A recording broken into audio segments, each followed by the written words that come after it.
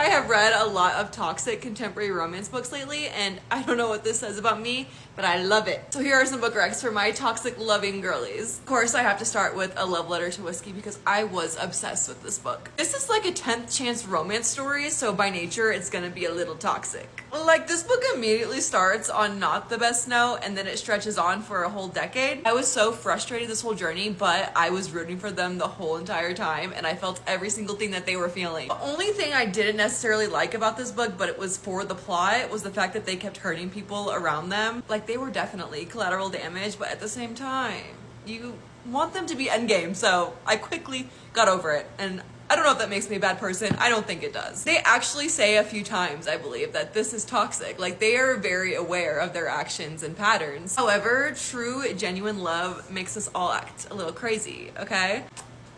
Chef's kiss. Next, I have the Ravenhood trilogy, and I feel like this one is slightly toxic, but a whole lot of mess. No, it's still pretty toxic. I don't know. It's filled with a lot of drama and heartache. When I started Flock, I had no idea where we would end up at the finish line. Like, I could have not guessed this ending. But I feel like each book is its own unique story. Like, they're very different from each other, but they all have these elements that are just so crazy. I thought I was gonna get into a little small town romance and came out distraught. You're literally gonna want to chuck it across the room because they make you so mad. This has been just staring at me on my physical TBR for over a year, and I finally picked it up and I was like, why'd you wait so long, you dumb bitch? Also have The Conditions of Will, and this one is more so related to the family. Like, this is the epitome of family dysfunction on steroids. The way I just wanted to like dive in and fight all of these characters. Marianne specifically, cute. I thought my family was a little crazy. Yeah, we have nothing on the Carters. However, to counteract that, our MMC actually seems scared of a miscommunication trope. It was very refreshing for our MMC Sam Penny to be like